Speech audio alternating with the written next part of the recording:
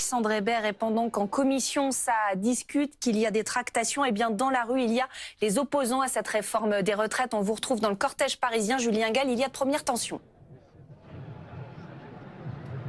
Effectivement, Lucie, il y a quelques minutes, la manifestation se déroulait dans le calme. Et puis, à peu près, il y a un quart d'heure, effectivement, des heurts entre la police et les manifestants. Regardez, il y a des dizaines de milliers de manifestants ici. Le calme est revenu il y a à peine 1 ou 2 minutes, mais il y a un quart d'heure, il y a eu effectivement quelques pétards, des vitrines cassées au milieu du parcours. Nous sommes ici, boulevard Port-Royal. C'est le dernier arrêt juste avant la fin de cette manifestation, place d'Italie.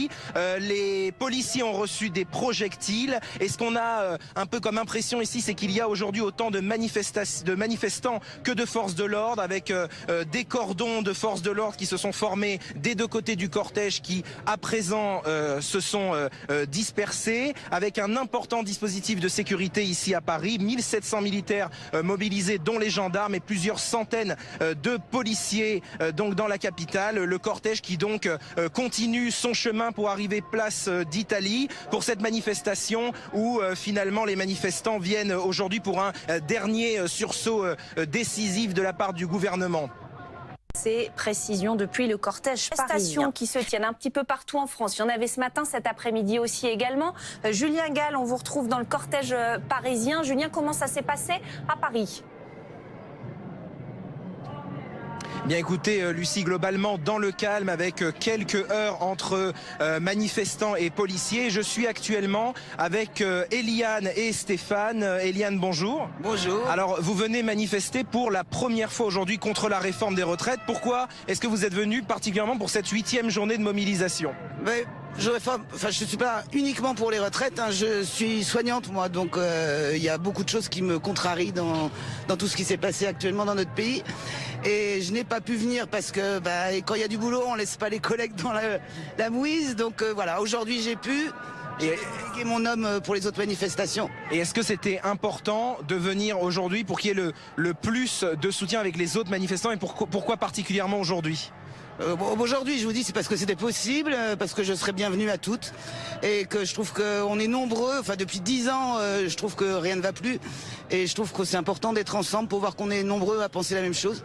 Alors Stéphane, aujourd'hui il y a eu la commission mixte paritaire qui a validé il y a à peine 2 heures maintenant le report de l'âge légal de départ à la retraite, et vous me disiez que c'est un peu, en quelque sorte, on vous vole un peu le débat démocratique avec cette forme de débat parlementaire, c'est ce que vous me disiez.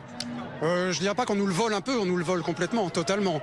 On n'avait aucune illusion sur cette commission, de toute façon, elle est pratiquement de droite à plus de 60%, on se faisait aucune illusion là-dessus. Mais depuis le début, le débat est effectivement volé. Alors ils utilisent les outils qui existent, effectivement, mais qui ont été créés à une certaine époque pour d'autres conditions.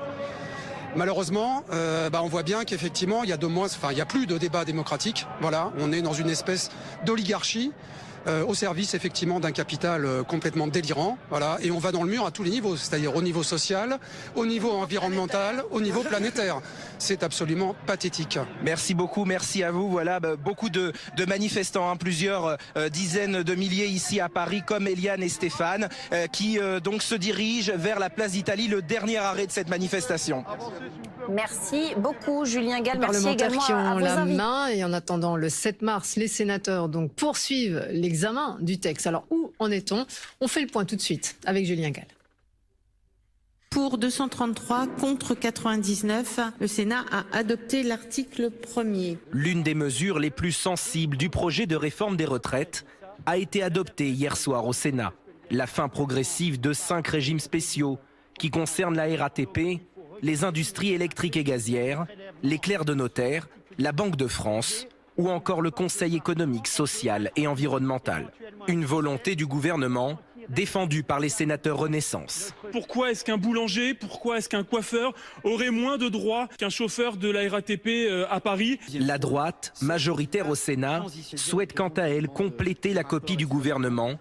La Chambre haute a voté en faveur du lancement d'une étude sur l'ajout d'une dose de capitalisation dans le système de retraite français. Les Français ne nous ont pas attendus. 1876 milliards de placements en assurance vie. La capitalisation, ils connaissent, ils pratiquent. Une fusée à 3 étages. Le premier étage, c'est la répartition. Le deuxième étage, c'est les complémentaires gérés par les partenaires sociaux. L'autre étage de la fusée, ce serait un étage par capitalisation. Le Sénat se penche ce soir sur l'index senior, prévoyant d'obliger certaines entreprises d'indiquer le taux d'emploi de leurs salariés de plus de 55 ans. Rejeté mi-février par l'Assemblée nationale, notamment par une partie des députés les Républicains, et qui divise tant à droite qu'à gauche.